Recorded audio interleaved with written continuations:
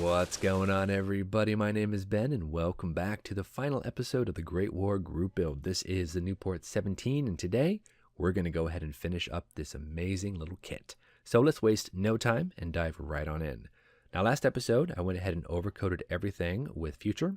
Then I decaled, and I, off camera, overcoated the decals with another coat of Future just to make sure they're nice and protected. They're beautifully glossy, and we're ready to go for final assembly and for weathering. Now, we're going to go ahead and start with the wing here, and I have to go ahead and clean out a lot of the openings for these struts. Now, I'm planning on installing the struts into the bottom part of the top wing first. That way, when they're more or less tacky, I can fit them down onto the top wing without much difficulty. But we're going to have to go ahead and open up all of these locating tabs with my pin vise because all of them are a little smaller now because of the Future and because of paint. So let's go ahead, wrap this up, drill out all the holes, and get this thing ready for assembly.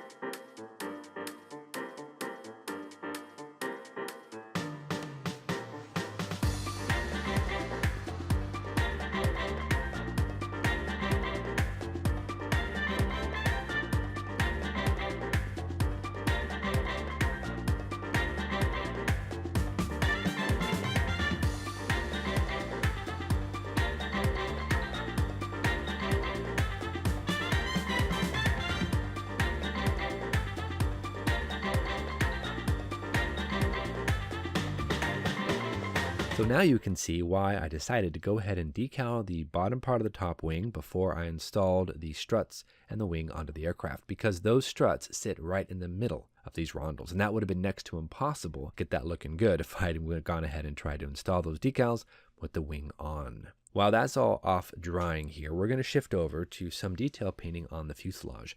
There are these strips of what I assume to be leather that we need to go ahead and paint. Now, Edward does give you a decal for these, but the decal would be a little troublesome to go ahead and apply because the area here is very textured. So it would take a lot of microsol, and I really don't want to fool with that too much. So we're going to paint it with a nice red-brown by Tamiya. Now, I've masked it all off with some Tamiya masking tape, and that should be just fine. Though if you do that, though, really make sure to burnish down those edges, because if you don't, if there's any openings, it might seep underneath that tape, and then you're left with a horrible mess. Though you can fix it, but again, better to be safe than sorry. So I'm going to go ahead and use this red-brown over this area here and over the next area on the other side. We also need to go ahead and use that red-brown for the front lip of the cockpit. So let's get this all wrapped up, and then we'll continue with the assembly. Now, we do need to fix one little thing here on the decals. On the back tail, I needed to shave off some of the decal, and I accidentally cut too much of it off, and so now we're left with a bit of silver showing on the very edge of the actual tail. So for that, I'm going to go ahead and mix up a custom color of blue, just so I can go ahead and paint that one little area so it doesn't stick out like a sore thumb. We have a beautiful color here that we mixed up. It's a little bit of Tamiya blue and a little bit of Gunzy sky blue. And for some reason, it's worked and we have a really nice color. Now, it's not 100% perfect, but I think at arm's distance, it's fine. So let's go ahead and touch this area up, and we're also going to do the same thing with the red, and then we're going to get on to some weathering. So we're going to start off here with some weathering powders. Now I'm going to use some AIM Grimy Black, and we're going to just start kind of brushing over the recesses here on the wings and just get this thing looking a little dirtier. Give it some nice shadow effects. So let's try that out and see what happens.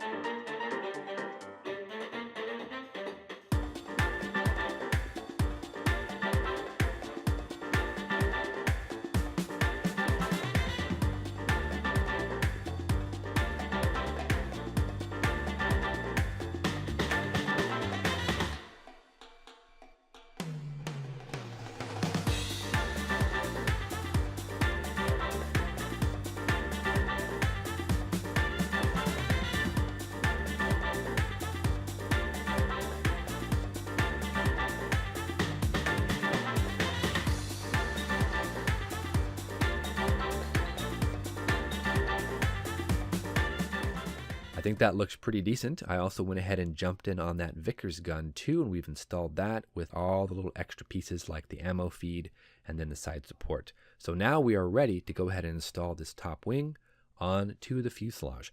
Now we have 4 locating struts we need to go ahead and make sure are attached and square. We have the wing ones, which are already installed, but we have 2 other ones on the fuselage. So let's give it a shot and see what happens. So the wing is on and we are looking pretty decent here. The center struts though were a little short, but I was able to go ahead and kind of fudge them and get them in there. We also had one triangular brace that fits in the back of the wing to kind of give that some support. That's on. All in all, not as bad as I thought, for sure. But we're not quite done with the wing yet. We have 2 more braces we need to install, and they are very tiny and they're at an angle here. So you can see one I've already installed. There is one other one that fits on the opposite side into that little crevice. Problem is, the one that they gave me, which is right here, is way too small. I don't know what happened, but it's just really, really small. So we're going to have to go ahead and make our own. So I have some sprue here. We're going to stretch it out, and we're going to create one of those little tiny supports. Now this is actually sprue off of my Whitley, so I'm not sure how Airfix sprue really stretches. I know it's a bit softer than what I'm used to, like from, say, Tamiya or Hasegawa, but I'm pretty sure I can make it work. So we're just going to heat it up very slowly, very gently, and then we're just going to pull it. There we are. Okay, good. We're okay. Let's let that cool and see how we did. Okay, let's go ahead and check out, see how this worked. Fit it right up into that opening. Yes, there we go. That's perfect. It's a little on the long side now, so we'll just trim it a bit off, and then we'll go ahead and install those areas, and we should be good to go. We're going to go ahead and shift over now to the Lewis gun. Now, the Lewis gun itself sits on top of the top wing, and it's a very interesting connection point, but we have to do some detail work on the Lewis gun itself. I've already overcoated everything in a silver color, and we are going to use some grimy black to kind of dirty it up a little bit. So that should be decent enough. Also, we have to do some sanding here on the Lewis gun's drum magazine. We need to go ahead and get everything nice and smooth because there's actually a photo etched part that goes down on top of that. Should help to give it a bit more interest. So let's go ahead and sand it down. We'll see how that works.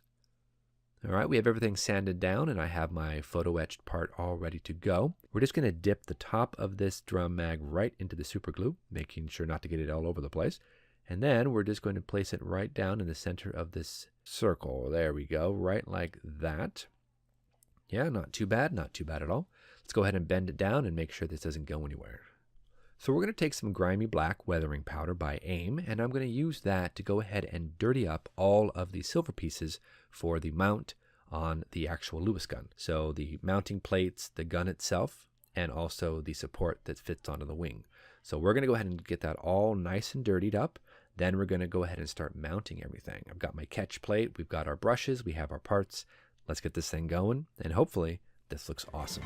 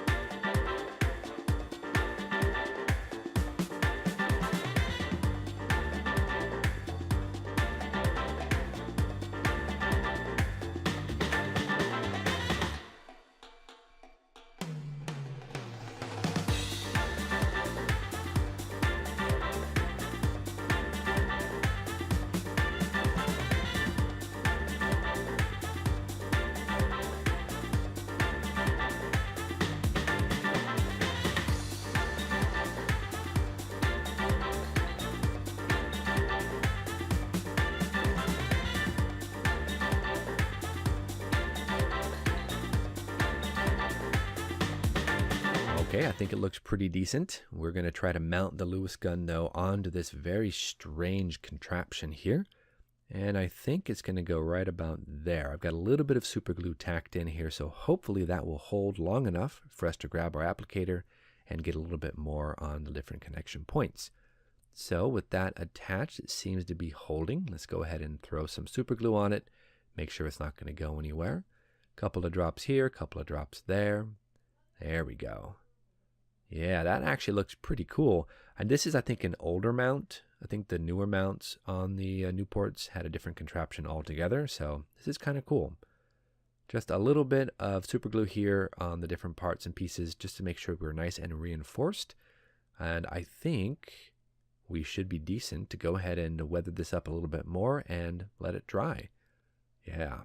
Q-tip here just to blot off the extra. And I love it. I think it looks great. Oh no, guys, I totally forgot to do something. I didn't drill out the gun barrel on the Lewis gun. That's horrible because now I have to go ahead and try to drill this out with it on the model. And I'm hoping I don't pop all the different connection points and just break the gun off of the actual mount. So we're going to take it nice and slow. Very light pressure. Just drill that out and hopefully I'll get this all squared away. All right, that actually went well. Whew, I was sweating a bit there, but we are good to go. Moving on with the next step. I've actually taken a little bit of red brown and we are painting the pistol grip and we're painting the buttstock handle. So let's get you a close-up here on the actual mount and the Lewis guns. You get an idea about what I had to do. It's probably a little bit fuzzy for you in the camera because, well, it's very tiny, but you can kind of get an idea that that brace is crazy complicated. And it's really, really flimsy, but I was able to get everything glued in, and I think it looks pretty good.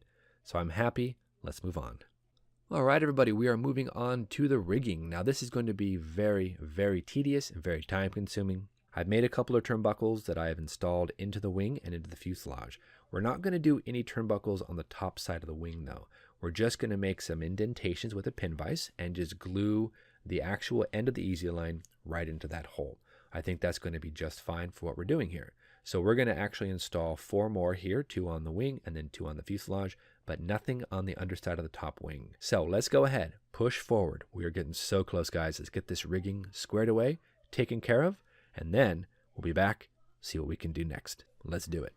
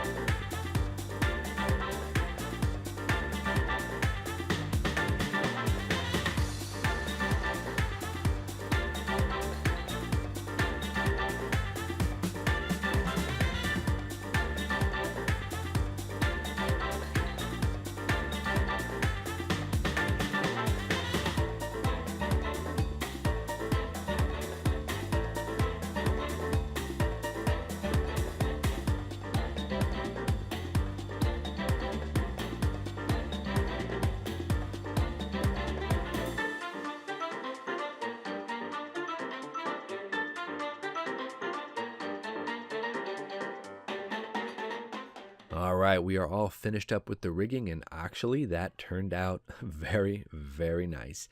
Much easier than the Albatross rigging for sure. Now I'm going to go ahead and install the wheels onto the axle. We're going to use some super glue so we can actually have it cure very, very quickly, and we can put it then on its wheels. I'm going to trim off the axle just a little bit because it tends to be very long and it looks kind of weird. So that's trimmed up. Let's check the fit, make sure it's going to be nice and solid. Looks good. Let's put a little bit of super glue here on that, and then we'll get the wheel all installed and move on to the final step. Let's go ahead and make sure this is nice and secure. There we are. Just a little bit of super glue, then push that wheel directly onto the axle. Get them lined up, get them squared up, make sure they match. Nice. All right, last thing we're going to do is we're going to paint the very hub of the propeller. Now the propeller is done in an oil wood grain effect. It looks okay. I'm by no means a master of that, but this is one of the better ones I've done. Now we're going to take a little bit of that silver paint, hit that center hub, and let's check out the final reveal. And here it is, the final reveal for the 1/48 scale Edward Nieuport 17. The Great War group build is finished, and I'm so happy that this has turned out as good as it has. A little bit of a close-up here, you can check out some of the details. The build itself went together decently enough. It took me 8 episodes to get this thing squared away, but honestly, it went together well. The photo etch, of course, is a bit of a challenge because, well, it's photo etch, and it always is. But honestly, I really think that the photo etch helps the kit immensely. It adds a nice level of detail, and it's not too overbearing. Sometimes photo etch can be just completely overwhelming. In this case, it's not. The Lewis gun mount is a little bit finicky, though. I will give you that.